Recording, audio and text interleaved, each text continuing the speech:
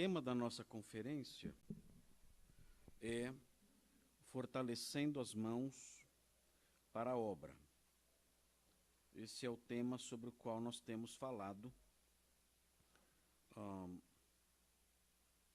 no primeiro dia. Nós falamos sobre a natureza da igreja e falamos sobre uma das suas obras principais.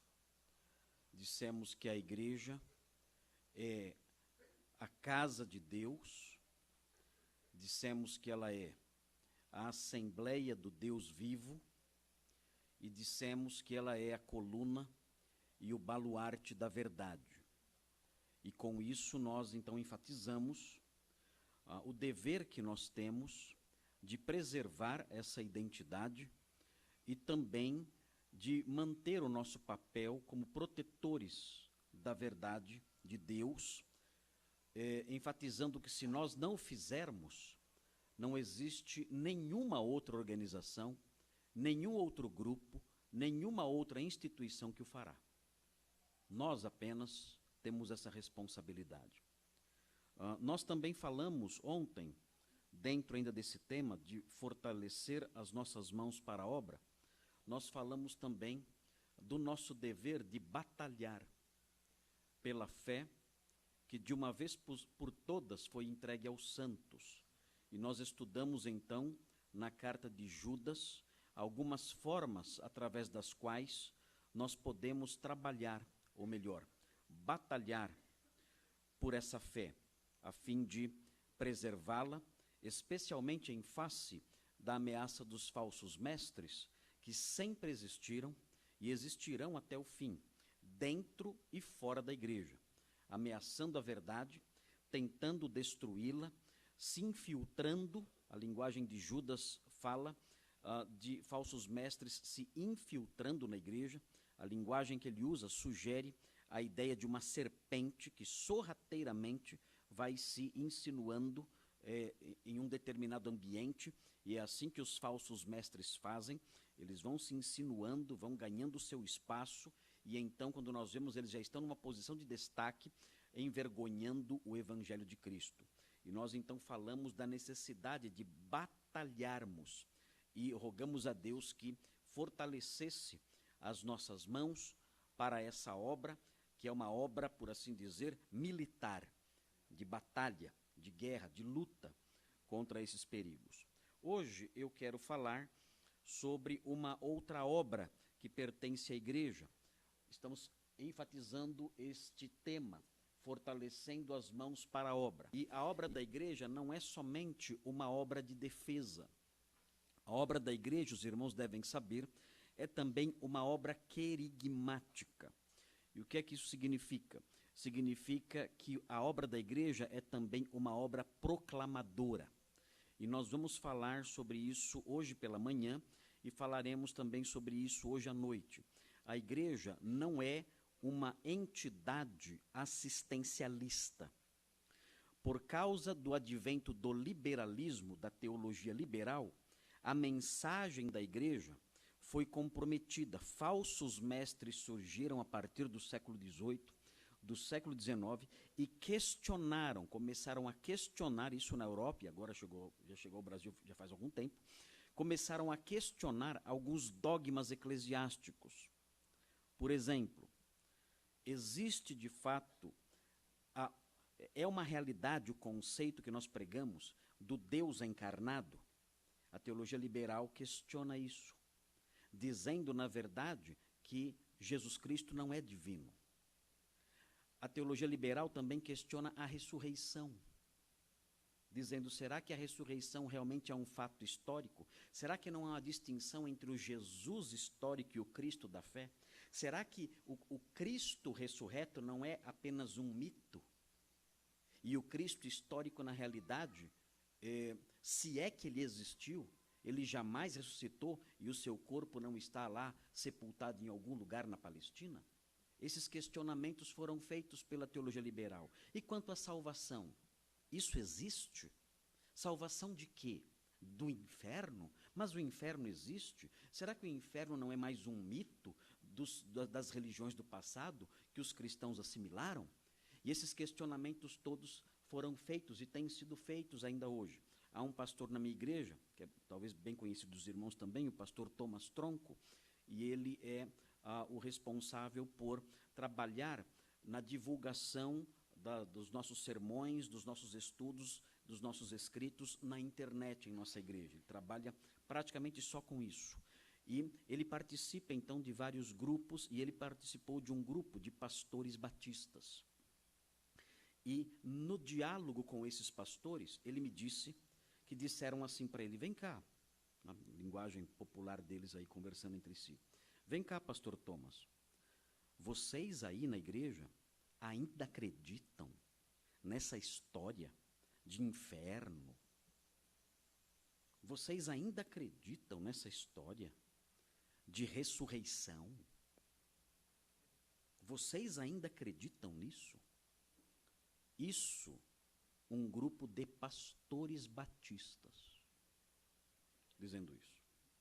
Então, o liberalismo, então, entrou para dentro da igreja, com os falsos mestres que mencionamos ontem, fizeram uma grande destruição e têm feito, e por causa disso, a igreja perdeu, as igrejas afetadas por esses lobos, a igreja perdeu a sua visão querigmática, a sua visão proclamativa. Por quê? Porque se não existe salvação, eu vou pregar o quê? Para que a igreja existe?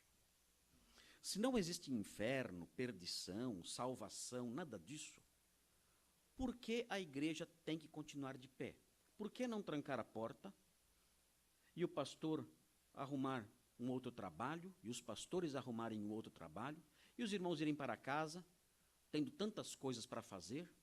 Por que simplesmente não trancamos a porta e alugamos esse salão para alguma outra organização aí que queira usá-la, talvez fazer um bom restaurante aqui, talvez, quem sabe? E esquecemos essa história de cristianismo de uma vez por todas. Então, os liberais, percebendo que a mensagem deles esvaziava a proclamação cristã, transformaram a igreja em entidades assistencialistas. Então, para que a igreja existe? A igreja existe para diminuir ou neutralizar o sofrimento físico da humanidade. Parece uma mensagem linda. Parece uma mensagem maravilhosa essa. A igreja existe para neutralizar o sofrimento, a pobreza, a dor do ser humano. Parece lindo. Mas a igreja não existe para isso. A igreja faz isso, nós dissemos no primeiro dia, a igreja faz isso com os domésticos da fé em primeiro lugar. E desde que os domésticos da fé sejam pessoas de bom testemunho. Mas não é a função precípua da igreja auxiliar pessoas pobres. Não é. Você pode estar assustado comigo agora, mas não é. É uma das tarefas que a igreja tem junto ali aos carentes que há nela, aos membros da igreja que estão lá padecendo. Quando as igrejas do Novo Testamento percebiam a pobreza dos crentes de Jerusalém em face de tragédias terríveis, a igreja de Jerusalém era a mais pobre do Novo Testamento. Eles se mobilizavam, quando vinha a fome e vinha sobre o império inteiro, eles se mobilizavam para ajudar quem? Os cristãos da Judéia, não era todo mundo. Eram os domésticos da fé, havia um critério de socorro material. E essa não era a função principal deles, era uma função que ocorria eventualmente quando a necessidade vinha. Mas o liberalismo transformou a igreja numa entidade assistencialista em essência. Então a igreja existe para isso. Então você vê uma igreja abrindo uma creche. Fala, que lindo isso. É lindo. Mas por que ela está abrindo essa creche? É porque ela quer evangelizar as crianças e os pais? Não. Evangelizar o quê? Não existe inferno. Não existe ressurreição. Como evangelizar? Nós queremos abrir uma creche só para ter uma creche. E vamos então abordar as pessoas na rua que são os pedintes e dar auxílio para eles, e dar conselhos, e dar assistência emocional, e dar assistência psicológica, e vamos fazer um sopão, eu brinquei aqui no primeiro dia, né, fazer um sopão e trazer todos os mendigos. Para quê? Para quê? Para que trazer os mendigos para a igreja e fazer sopão? Para evangelizá-los? Não, evangelizar. Não. O objetivo é encher a barriguinha deles, só isso. A função da igreja é essa, encher a barriguinha. E vão todos gordinhos para o inferno. Tudo gorduchinho, tudo gordinho, fortinho, tudo indo para o inferno. Mas espera, não existe inferno. Não tem problema. Pode engordá-los à vontade. Né? E assim a nossa existência se justifica. E assim o pastor não perde seu emprego. E assim não se tranca a porta da igreja. A igreja passa a ter uma função predominantemente assistencialista. É bonito? É lindo. É lindo. Mas com isso a igreja perde o foco na sua obra, que talvez seja a sua obra principal pela qual nós devemos fortalecer as mãos, que é a obra proclamativa, é a obra do querigma, é o anúncio, dizendo, mundo perdido, vocês continuarão nessa miséria espiritual e cairão num abismo sem retorno, se vocês não crerem no Salvador Jesus Cristo enviado para salvar vocês. Essa mensagem, se ela for tirada da igreja, e ela não realizar essa tarefa, irmãos, a única saída é essa aí. É fazer sopão, abrir creche, catar piolho de mendigo na rua. É isso. Nada mais sobra. A igreja perde sua força, sua relevância espiritual, e não anuncia mais a salvação em Cristo para ninguém. Então, cuidado com aqueles modelos que você olha e fala, nossa, por que a nossa igreja não faz isso? Como a nossa igreja é negligente na área social. Já ouviram isso? Como a nossa igreja é negligente na área social. Temos que agir mais na área social. Não temos, não. Não temos, não. Lorota, que quer tirar o foco da igreja. A igreja agirá reduzindo e neutralizando o sofrimento dos seus membros, na medida da necessidade. Mas a sua tarefa principal é proclamar as virtudes daquele que os chamou das trevas para a sua maravilhosa luz. Eu quero compartilhar com vocês, muito brevemente, o texto de 2 Coríntios 5, versículos 18 a 21. Observem esse trecho, é um trecho conhecido, os irmãos já o conhecem. Não é um texto difícil, é um texto fácil e conhecido. E esse texto fala expressamente dessa obra para a qual nós temos que fortalecer as nossas mãos e realizá-la com intensidade, com paixão, com empenho, com zelo. O texto diz assim, em 2 aos Coríntios, capítulo 5, versículos 18 a 21, é um trecho pequeno. Diz assim, ora, tudo provém de Deus, que nos reconciliou consigo mesmo por meio de Cristo e nos deu o ministério da reconciliação, a saber, que Deus estava em Cristo, reconciliando consigo o mundo, não imputando aos homens as suas transgressões, e nos confiou a palavra da reconciliação. De sorte que somos embaixadores em nome de Cristo, como se Deus exortasse por nosso intermédio. Em nome de Cristo, pois, rogamos que vos reconcilieis com Deus. Aquele que não conheceu pecado, ele o fez pecado por nós, para que nele fôssemos feitos justiça de Deus. Irmãos, o tema central desse texto que lemos pode ser intitulado, o tema principal, pode ser intitulado como o ministério da reconciliação.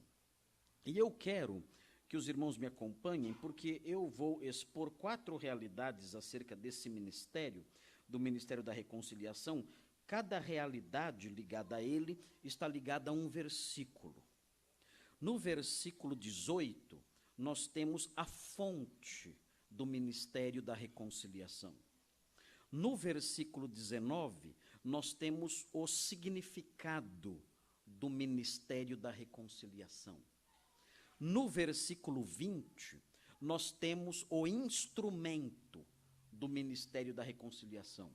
E no versículo 21, nós temos a mensagem do ministério da reconciliação. Então, os irmãos vão me acompanhar nesses 4 fatores, nesses 4 itens ligados ao ministério da reconciliação, olhando cada um dos versículos. Se o Senhor permitir, nós vamos ver isso aqui ao longo dos próximos minutos. Até que horas, pastor? É o meu horário? Agora é 9h52, até as 10h30. 10h30? Oi? Não, 11h30 não. Até as 10h30? 10h30, né? Tá. Vamos lá, então. Vamos ver até onde a gente vai. Eu quero chegar até o item 4. Se eu chegar até o item 2, talvez dê certo. Vamos ver. Então, vamos ver, então, aí no versículo 18, a fonte do ministério da reconciliação. Vejam aí o que diz o versículo 18. O versículo 18 começa assim: ora, tudo provém de Deus. Por que ele começa o versículo dizendo ora? Você já começou uma carta escrevendo ora? Você começa um assunto dizendo ora? Não. Nós começamos uma frase com a palavrinha ora, ou algo equivalente, depois que nós falamos alguma coisa. Depois que nós afirmamos alguma coisa, então, ao chegarmos ao desfecho daquilo que nós falamos, então nós usamos uma palavra como essa, ora. Parece que essa palavrinha, ela aponta para o desdobramento do que foi dito antes. E o que é que foi dito antes? O que foi dito antes é algo que está ligada à frase seguinte. A frase seguinte fala, tudo provém de Deus. Ora, tudo provém de Deus. Ele está afirmando a conclusão de um pensamento, dizendo, ora, tudo provém de Deus. E o que ele quer dizer com isso? Ele está se referindo, por acaso, à provisão diária, ao nosso alimento, dizendo tudo provém de Deus? Não. Se você afirmar isso com base nesse versículo, você vai afirmar uma verdade. Mas uma verdade embasada no lugar errado. Você vai usar o versículo errado para afirmar algo que é certo. Não é isso que o apóstolo Paulo tem em mente aqui, quando ele fala tudo provém de Deus. Ele não está pensando no alimento, não está pensando nas nossas roupas, não está pensando no ar que nós respiramos, não está pensando nas dádivas das quais nós desfrutamos no nosso dia a dia, não. Quando ele diz tudo provém de Deus, logo depois desse ora, ele tem em mente o que ele disse antes. E veja o que ele disse antes. Ele fala assim, versículo 17, e assim, se alguém está em Cristo, é nova criatura. As coisas antigas já passaram, eis que se fizeram novas. O que é o tudo que provém de Deus? É tudo que está relacionado ao fato de sermos novas criaturas. As coisas velhas já passaram, tudo se fez novo. E esse tudo provém de quem? De Deus. Tudo se fez novo quando nós conhecemos o Salvador. Amém. Tudo. E esse tudo que se fez novo não é resultado do nosso mero esforço humano. Não.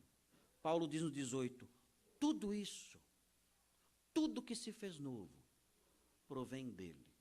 Se eu tinha uma visão e essa minha visão mudou, isso é procedente dele. Ele é a fonte disso tudo.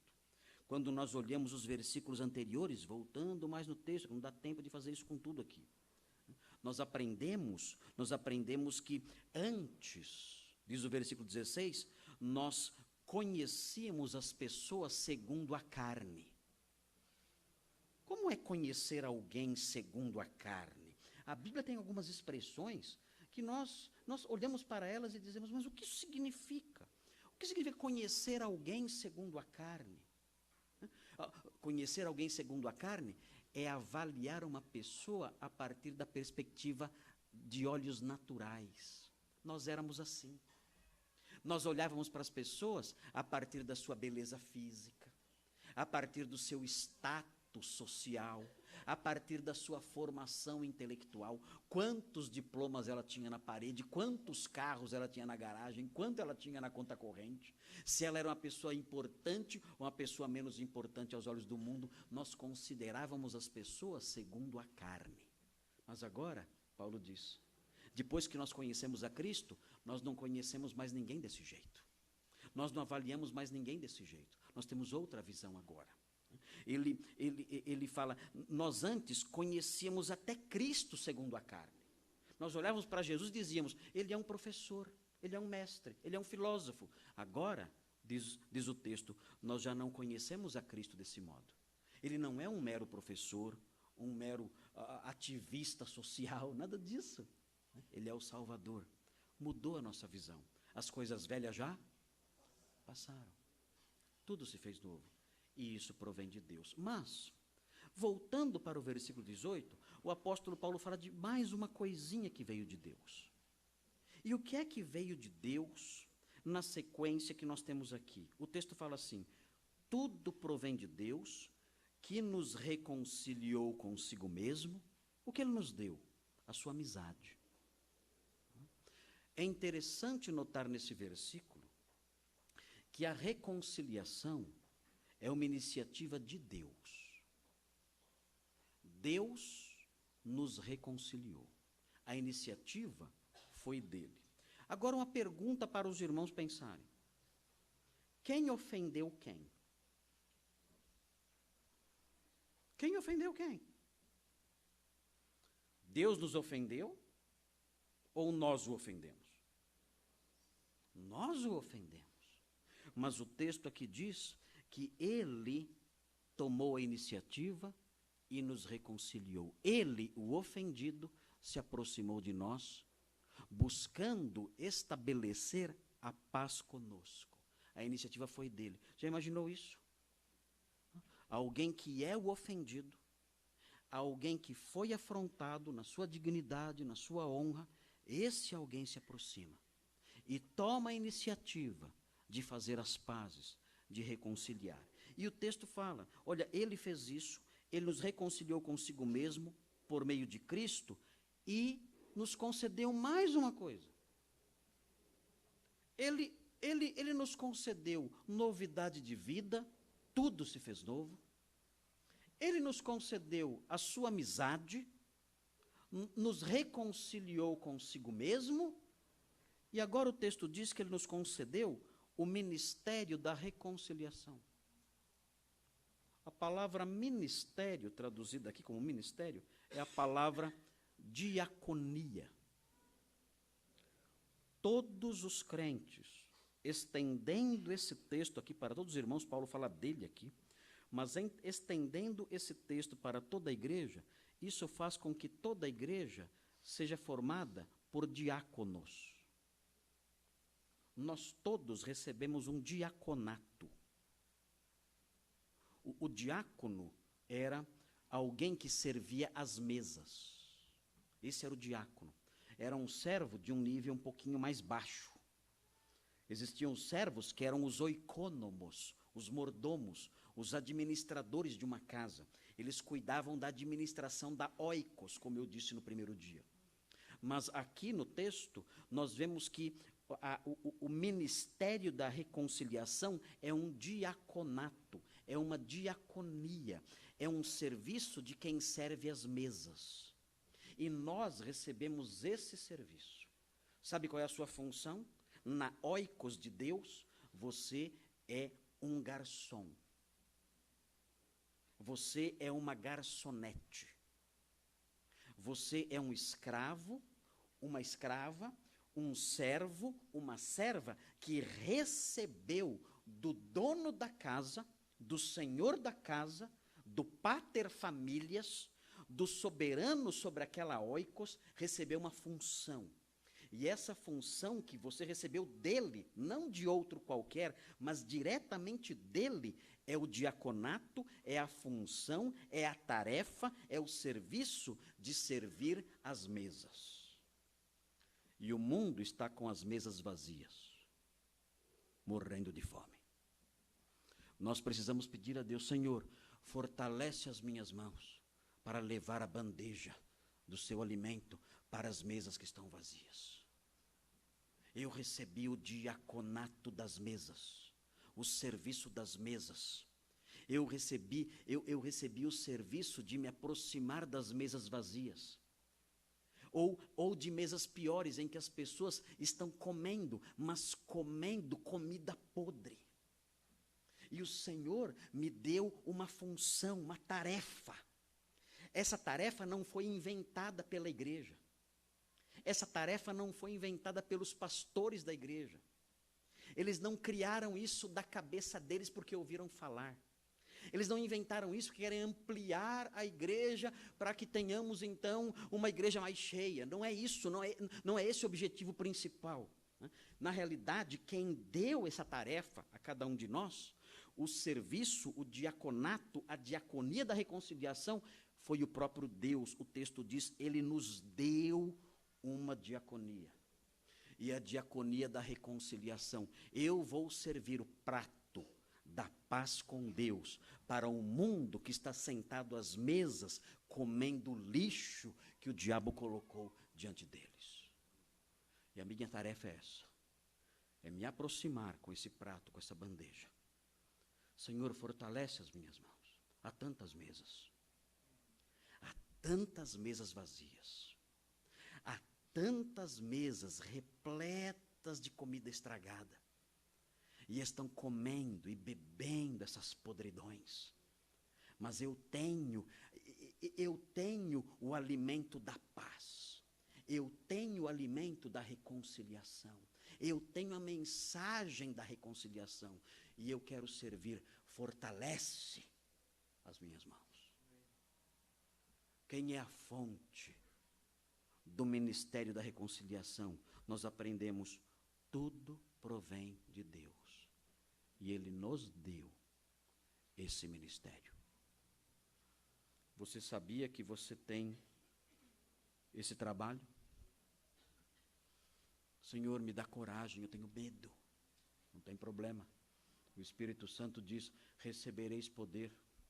Senhor Jesus disse, recebereis poder ao descer sobre vós o Espírito Santo. E ser-me-eis testemunhas. O poder vem dele, a coragem vem dele, a ousadia vem dele. Pedro, cheio do Espírito Santo, diante do Sinédrio, anunciou a verdade corajosamente, ficaram admirados, sabendo que era um homem que era iletrado. E nós ficamos admirados, sabendo que era um homem que poucos dias atrás estava escondido, com a porta trancada lá, morrendo de medo. Eu tinha até negado o Senhor, de medo. Mas o Espírito Santo veio sobre ele. E ele, cheio do Espírito Santo, teve coragem e ousadia. Senhor, fortalece as minhas mãos. Senhor, enche-me do seu Espírito, como o Senhor fez com Pedro medroso, como o Senhor fez com os discípulos medrosos que estavam trancados ali naquela casa com medo dos judeus.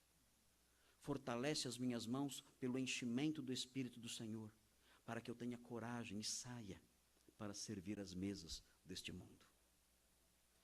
Satanás também tem seus mordomos, Satanás também tem os seus diáconos, e eles estão trabalhando intensamente, enchendo as mesas, com toda a comida podre que vocês podem imaginar. Nós temos que pedir a Deus, fortalece as nossas mãos. Vejam na sequência, nós chegamos ao versículo 19. O versículo 19 fala sobre o significado do ministério da reconciliação. O que esse ministério significa? Nós sabemos que Paulo trata do significado porque ele começa o versículo dizendo a saber. Essa expressãozinha, a saber, significa que ele vai explicar algo. Ele vai explicar o que é o ministério da reconciliação. É por isso que aparece essa palavrinha aí, essa expressãozinha, a saber. Os professores de gramática grega dizem que é uma cláusula epesegética. Nem me pergunte, que eu nem sei o que é isso. Mas é uma cláusula epesegética. Olha que bonito, tudo isso para falar que é uma cláusula que explica o significado de alguma coisa. Parece mais inteligente quem fala, né? Uma cláusula epesegética. Parece que esse pregador é inteligente. Olha o que ele falou, cláusula epesegética, né? Esse homem é bom. Né? Mas tá bom, ok. Então é uma cláusula exegética, só para dizer que é uma cláusula explicativa. Ela explica alguma coisa. E o que ela explica? Ela explica o que é o ministério da reconciliação. O que é o ministério da reconciliação? Veja o que diz aqui o texto. Deus estava em Cristo. Como assim? O que significa isso? Deus estava em Cristo, mas o Senhor está em mim também. Qual a diferença? Deus estava em Cristo, Deus está em mim também, Ele habita em mim também. Ah, ok. Mas quando o apóstolo Paulo enuncia aqui uma cláusula, uma expressão, uma frase cristológica dessa natureza, nós temos que compreender o que o apóstolo Paulo tinha em mente quando ele falava algo assim. Nós sabemos que quando ele escreve aos Colossenses, e ele faz isso alguns anos depois, 5 anos depois mais ou menos, ele escreve aos Colossenses, um pouquinho mais talvez. Ele escreve aos Colossenses, e ele fala, em Cristo habita corporalmente toda a plenitude da divindade. E ao afirmar isso, que em Cristo habita corporalmente toda a plenitude da divindade, o apóstolo Paulo estava dizendo simplesmente o seguinte, Jesus Cristo é Deus. Jesus Cristo é Deus encarnado. É isso que ele estava dizendo. E é isso, então, que o apóstolo Paulo tem em mente aqui. Quando ele diz, Deus estava em Cristo, ele está dizendo, Cristo é a encarnação de Deus. Cristo é Deus encarnado. E vejam o que diz aqui. Reconciliando consigo o mundo. O Senhor Jesus Cristo veio aqui para realizar um trabalho de reconciliação. O texto diz, reconciliando consigo o mundo. E nós então pensamos, então peraí. Então, o mundo todo está salvo. Amém? Não fala amém. Pensa para falar amém. É um dos grandes problemas da igreja hoje em dia que não pensa para falar amém. O pastor fala amém, todo mundo fala amém também. Não é amém, não. É anátema o que eu acabei de falar agora. É anátema. Não, de forma nenhuma. O mundo todo está salvo? Não.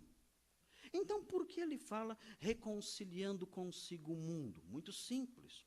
Porque havia na antiguidade a ideia de que só os judeus eram o povo escolhido. O povo judeu era um povo extremamente estreito na sua visão soteriológica. Nós somos o povo de Deus. O restante do mundo está tudo perdido. Não tem esperança para eles. Aqui o apóstolo Paulo mostra uma visão diferente. Ele fala, não são somente os judeus que recebem a reconciliação de Deus. É o mundo inteiro. Judeus, gentios, bárbaros, citas, escravos, livres, homens, mulheres, todos têm acesso ao ministério da reconciliação. Qual mesa eu vou servir? De que mesa eu vou me aproximar? Vou me aproximar da mesa dos ricos? Não. Dos ricos e dos pobres. Da mesa das mulheres? Não. Da mesa das mulheres e dos homens. Da mesa dos jovens e não dos velhos? Não. Da mesa dos jovens e dos velhos. Todas as raças, todas as etnias, todos os povos, todas as pessoas, todos são convidados a desfrutar do ministério da reconciliação. E o significado dele vem logo em seguida, não imputando aos homens as suas transgressões. O ministério da reconciliação significa isso. Deus não lança na nossa conta os nossos pecados. É a maior definição de perdão que nós temos no Novo Testamento. Já imaginaram isso? Pelo ministério da reconciliação, os nossos pecados não são lançados na nossa conta. Eu não tenho mais dívidas. Deus apagou a minha dívida. Pelo ministério da reconciliação, Deus pegou a minha promissória que eu tinha com Ele. Uma promissória de obediência. Uma dívida enorme de obediência. E Ele rasgou. E cancelou. E apagou. Você não deve mais nada. Sabe por quê? Porque em Cristo tudo foi pago. Não deve mais nada. É impressionante como a igreja cristã perde de vista essa visão a cada 3 décadas. Martinho Lutero redescobriu isso em 1517, século XVI, comecinho. Mas é impressionante. Você conversa com os crentes hoje, eles acreditam ainda que tem que pagar um pedacinho da sua salvação. Eles acreditam ainda que existem dívidas e eles têm que pagar para serem salvos. Eu me lembro que fui participar de um debate na televisão algum tempo atrás e apareceu um pastor lá e ele foi perguntado no seguinte sentido: pastor fulano, o que é necessário alguém fazer para ser salvo? E aquele pastor respondeu assim: é necessário que ele creia em Cristo. Eu estava ali do lado, falei, começou bem. Né? Então, esse debate está tranquilo, não vou nem debater. Né? Por que eu vou debater? Né? Diante de uma resposta dessa. Está ótimo. Só que o apresentador prosseguiu a conversa e disse assim: só crer em Cristo? Era uma pegadinha, né? E o pastor caiu como um pato. Disse: não, você tem que fazer a sua parte também. Falei, pronto. Estragou tudo. Tem que fazer a sua parte também. Você tem que pagar um pouquinho. Tem um pedacinho que Jesus não pagou na cruz. Você tem que completar o pagamento. O texto aqui mostra que não é nada disso. Mostra que o ministério da reconciliação significa uma espécie de operação contábil. O que é o ministério da reconciliação? Significa o seguinte: olha, vocês têm dívidas, mas eu não vou mais imputar essas dívidas a vocês. Tudo está pago. Vocês estão perdoados. É isso que significa o ministério da reconciliação. O apóstolo Paulo prossegue, ele fala: não imputando aos homens as suas transgressões, e ele prossegue e realça mais uma vez: e nos confiou a palavra da reconciliação. E aqui nesse ponto, ele toca já no terceiro elemento, na terceira verdade sobre o ministério da reconciliação. Nós aprendemos no versículo 18 a fonte do ministério da reconciliação, que é o próprio Deus. No versículo 19, o significado, que é a anulação da dívida, é o perdão. Aprendemos no versículo 19. E no versículo 20, nós aprendemos qual é o seu instrumento. Qual é o instrumento do ministério da reconciliação? Veja o finalzinho do versículo 19. Nos confiou a palavra da reconciliação. Quem é o instrumento do ministério, do diaconato, da diaconia, da reconciliação? O instrumento somos nós. Nós somos os garçons. Nós somos o instrumento desse ministério. Poderiam ser os anjos, mas Deus não quis que fosse assim. Poderiam ser manifestações diferentes, sonhos, visões. Poderia ser assim. Deus tem poder para tudo isso. Mas Ele não quis que fosse assim. A Deus aprouve salvar os que creem pela loucura da pregação.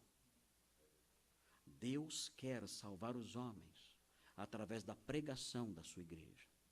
Ele quer que nós participemos da sua obra salvífica. Ele não quer que nós sejamos apenas salvos. Ele quer que nós sejamos ministros de salvação. Ele quer que nós participemos da realização da sua tarefa, da sua obra de graça na história da humanidade. Ele quer que seja assim. E por isso, então, Ele nos confiou essa palavra, a palavra da reconciliação. Como eu sei que é uma pregação? Porque aqui o apóstolo Paulo muda o modo de falar. Ele não fala mais do diaconato da reconciliação. Ele não fala mais do ministério da reconciliação. Ele fala da palavra da reconciliação.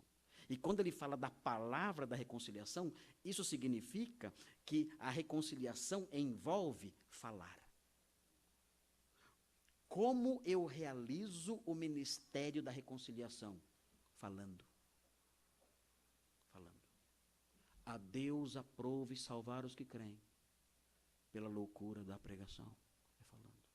Muitos dizem assim: ah, pastor, se Deus abrisse o mar hoje, todos se converteriam. Ah, é? Tenho certeza? Vocês viram o que aconteceu com Israel? Deus abriu o mar na cara deles. Meia hora depois estavam blasfemando. Não é por meio de milagres que alguém nasce de novo. Não é assim.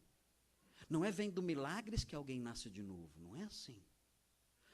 Quando o rico estava no inferno, ele disse para Abraão: Senhor, manda que Lázaro apareça para os meus irmãos que estão lá na terra, e vendo Lázaro vivo, ressuscitado ali dentre os mortos, eles verão essa maravilha e eles crerão, e então não virão para este lugar de tormento.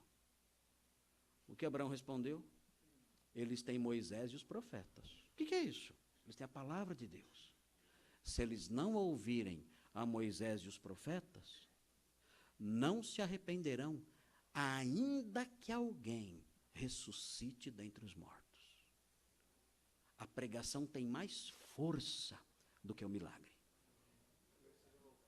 A pregação tem mais poder de transformação do que o milagre. E a palavra de Deus atesta isso claramente. Por isso, então, o versículo 20 prossegue dizendo: de sorte que somos embaixadores. Olha a nossa dignidade. Nós somos representantes de um rei. E o que faz o embaixador? Onde está a dignidade de um embaixador? Está nele? Não. Está naquele que ele representa. Eu posso me aproximar das pessoas com coragem e força, porque eu não estou trazendo a minha mensagem. E eu não estou representando a minha igreja, ou o meu pastor, ou a mim mesmo. Não. Eu estou representando um grande rei. Eu sou embaixador dele. E a mensagem que eu vou anunciar não é a minha mensagem. Não é a mensagem que eu inventei. É a mensagem dele. Eu posso mudar essa mensagem? Posso alterá-la? Não. Se eu fizer isso, eu entro no problema dos falsos mestres do sermão de ontem. Eu sou embaixador em nome de Cristo. Eu represento. E a minha dignidade não depende de quem me ouve. Eu só evangelizo pessoas de alto nível. A sua dignidade não está na pessoa que você evangeliza. Nem está em você mesmo, na sua formação teológica ou na sua capacidade intelectual. A sua dignidade está na pessoa que você representa, Cristo. Você é um embaixador, um representante dele. E é nessa qualidade que você vai se aproximar das pessoas. E você vai, então, enunciar uma palavra, uma mensagem. Vai dizer que Deus estava em Cristo reconciliando consigo o mundo. Que existe perdão. E isso é servir à mesa. Isso é colocar o alimento de verdade diante das pessoas que estão morrendo de fome. O texto fala que somos embaixadores em nome de Cristo, como se Deus exortasse por nosso intermédio. Como pode isso? Quando eu estou falando sobre a reconciliação, quando eu estou dizendo que há perdão em Cristo, Deus está exortando as pessoas por meu intermédio. Eu sou um instrumento. É algo, eu não consigo imaginar uma posição mais elevada na terra. Deus poderia exortar aquela pessoa num sonho. Deus poderia exortar aquela pessoa numa revelação especial, aparecer para ela e falar com ela. Deus poderia aparecer para aquela pessoa através de um anjo, como fez com Maria, como fez através de outras formas com os profetas. Mas Ele faz isso através de mim. Deus exorta alguém por meu intermédio. Eu me torno, por assim dizer, uma espécie, não vai dizer isso, mas eu me torno, por assim dizer, uma espécie de profeta. Deus falando através de mim. E não falando qualquer coisa, Deus exortando as pessoas. E o que é exortar? O verbo que o apóstolo Paulo usa aqui é um verbo que significa instruir. Deus instruindo as pessoas por meu intermédio. Consolar, Deus consolando as pessoas tristes e sem esperança por meu intermédio.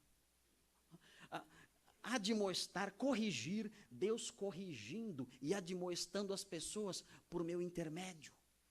Deus fazendo isso, não eu. Eu sou só um instrumento, um embaixador, um representante, cheio de dignidade, porque Ele é digno. E eu então exorto as pessoas e no final das contas descubro que é Deus quem está exortando as pessoas por meu intermédio. Eu sou um instrumento dele, não existe na terra toda, em todo o universo, não existe uma posição mais elevada do que essa. O momento em que o crente, como instrumento de Deus, se trabalha como um embaixador e Deus fala por meio dele. É o momento de maior dignidade. É interessante. O momento que muitas vezes nós sentimos mais vergonha. Não é? Eu tenho vergonha de falar, eu não sei. O momento que nós sentimos mais vergonha como crentes é exatamente o momento em que nós estamos ocupando a função mais digna da nossa vida. Deus falando por nosso intermédio. Deus exortando, guiando, corrigindo, salvando por nosso intermédio. Nós somos os instrumentos de Deus, tocando a sinfonia da salvação, junto às mesas vazias deste mundo. Senhor, fortalece as nossas mãos. Quantas vezes nos envergonhamos, nos intimidamos, nos acovardamos? Quantas pessoas nos cercam há tanto tempo e nós nunca falamos? Nós nunca dissemos nada sobre a palavra da reconciliação. Nunca. Senhor, perdoa. Senhor, socorre. Senhor, fortalece as minhas mãos, para que eu realize o trabalho de embaixador. É a sua mensagem, não é a minha. É a sua palavra, não é a minha. Usa-me nisso. Dá-me a coragem de Pedro. Dá-me a coragem dos apóstolos cheios do seu Espírito, para que eu realize esse trabalho de embaixador em nome de Cristo, exortando as pessoas, na verdade sendo um instrumento seu para exortar as pessoas. O texto diz, em nome de Cristo, rogamos que vos reconcilieis com Deus. O apóstolo Paulo aqui faz uma digressãozinha. Ele fala, olha, tem outro bracinho da teologia da reconciliação. Ele fala, reconciliação nem sempre é só conversão. Há muitos crentes que não estão de bem com Deus. E Paulo via isso em Corinto, e ele falou, olha, eu como ministro da reconciliação, tenho mais uma tarefinha, é falar com os crentes. Não é só o mundo que muitas vezes não é só o mundo que está na situação de inimigos. Muitas vezes há crentes que estão de mal com Deus, vivendo longe dele. E ele então olha para os coríntios e diz, reconciliem vocês com Deus também. Vocês já foram perdoados, já foram lavados, mas o relacionamento de vocês com Deus não está bom. Aí em Corinto há problemas, há revoltas, há indisposições contra Deus e contra o seu ministério. Vocês, crentes, têm que fazer as pazes com Deus, numa medida diferente, num sentido diferente do mundo. Nós já somos salvos, mas muitas vezes não estamos de bem com Ele. E Paulo então abre um parênteses e fala, olha, lembrem-se, vocês têm que fazer as pazes com Deus também. Não é fazer as pazes como um inimigo, é fazer as pazes como um filho que não está conversando direito com o pai. Vocês precisam fazer isso também. Mas ele prossegue e nós chegamos no versículo 21, no quarto item, que é a mensagem. Qual é a mensagem do ministério da reconciliação? O que eu tenho que falar? O que eu tenho que falar? Você sabia que você pode evangelizar alguém em alguns segundos só? Sabia que você pode ser um garçom muito rápido? Hã? Chegar com a bandeja, colocar o prato e sair correndo? Não espere gorjeta. Não espere gorjeta. Mas você pode servir as mesas com muita rapidez. Eu me lembro quando era seminarista, eu ficava no metrô, e eu me lembro que o intervalo médio entre trens era de apenas 3 minutos, até decorei a frase, né? E às vezes, eu lembro que uma vez eu vi um senhor parado ali, eu falei, bom, o trem passou, tenho 3 minutos. Aí eu corri lá, evangelizei ele em 3 minutos, né? Aí o trem veio e levou ele embora. Não sei se ele foi para a Estação Paraíso, né? Ou para que estação que ele foi.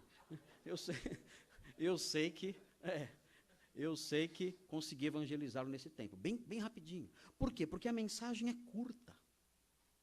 Eu não tenho que marcar um período de 2 horas ao longo de uma semana para fazer. Não.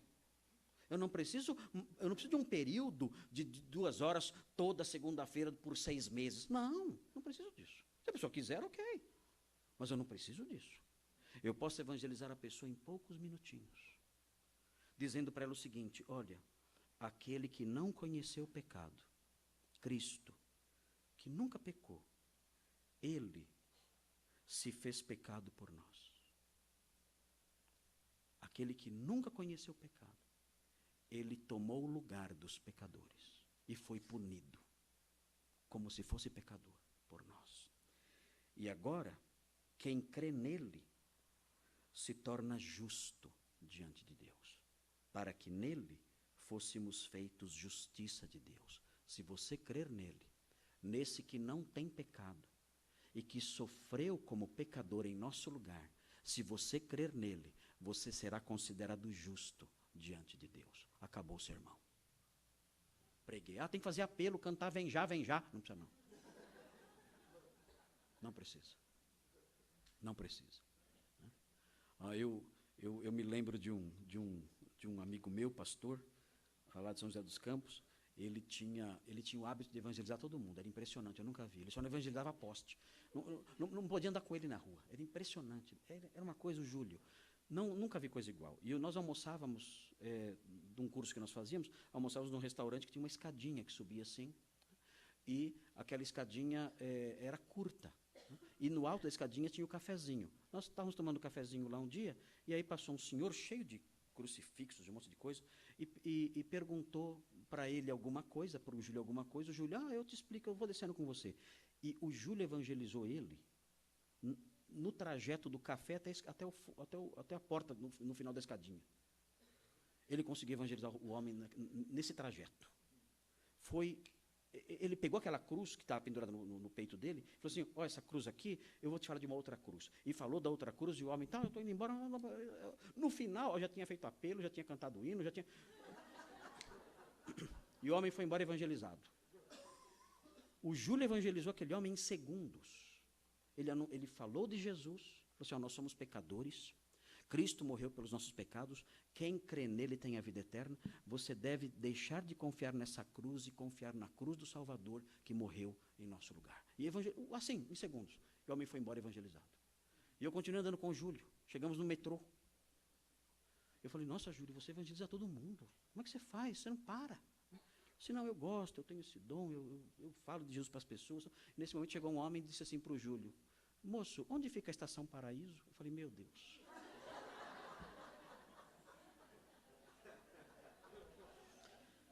Falei: esse homem não tem a menor noção do que ele acabou de fazer. E o Júlio falou assim para ele: onde fica a Estação Paraíso? Eu explico para você. Falei: meu. E o homem andando e o Júlio atrás dele, explicando onde era a Estação Paraíso. Mas o que eu achei impressionante com o Júlio era essa rapidez, porque a mensagem da cruz, ela é simples, e uma criança pode entender. Uma criancinha pode compreender, ela é curta.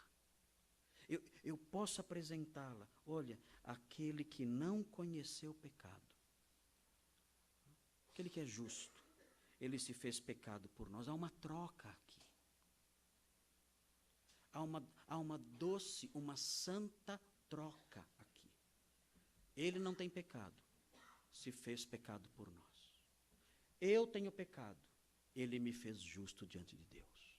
Nós trocamos de lugar. E ele veio aqui para que um dia habitasse ali. Essa é a troca.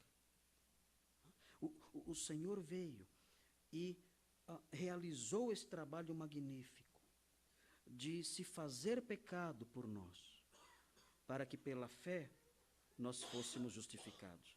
E essa é a mensagem da reconciliação. Senhor, é uma mensagem tão curta, é uma mensagem tão simples.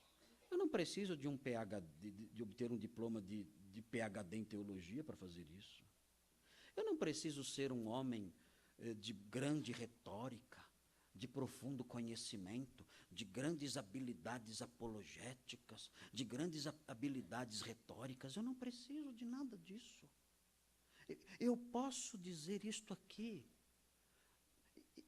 bastando que para isso eu tenha fôlego, bastando que eu tenha vida, eu posso dizer isso para as pessoas: Senhor, fortalece as nossas mãos. Nós temos uma obra, irmãos. Nós somos embaixadores. Nós recebemos uma mensagem. Nós somos instrumentos. Deus fala por nosso intermédio. É uma grande honra. Fortalece as nossas mãos, Senhor. A mensagem é simples, o problema sou eu. O problema não é a mensagem. O problema não é quem enviou. O problema não é quem ouve. Só tem um obstáculo: eu. Fortalece as minhas mãos, para que eu realize a tarefa de um embaixador do Rei Eterno. Vamos orar. Senhor Deus, obrigado por esse texto maravilhoso. Obrigado pelo ministério da reconciliação, a diaconia que o Senhor nos concedeu. Ajuda-nos, ó Pai, para que nós realizemos essa tarefa. Nós nos acovardamos tantas vezes, temos medo, temos vergonha, temos desculpas. Fortalece as nossas mãos. Enche-nos com seu Espírito, dando-nos coragem e vigor para sermos testemunhas e para falarmos da sua santa salvação aos homens, servindo as mesas vazias, servindo as mesas que estão muitas vezes não vazias, antes estivessem, mas cheias de comida estragada. Ó Deus, ajuda-nos a agirmos como diáconos do Senhor, limpando essas mesas e servindo o pão puro de Cristo, a bebida doce do Senhor, para que os homens se alimentem dela e desfrutem da paz com o Senhor, que eles conheçam a sua paz e se livrem assim da sua ira, Senhor, e que isso aconteça, ó Deus, dá-nos essa graça, que isso aconteça por nosso intermédio, como o Senhor quer que seja. Nós pedimos essas bênçãos em nome de Jesus. Amém.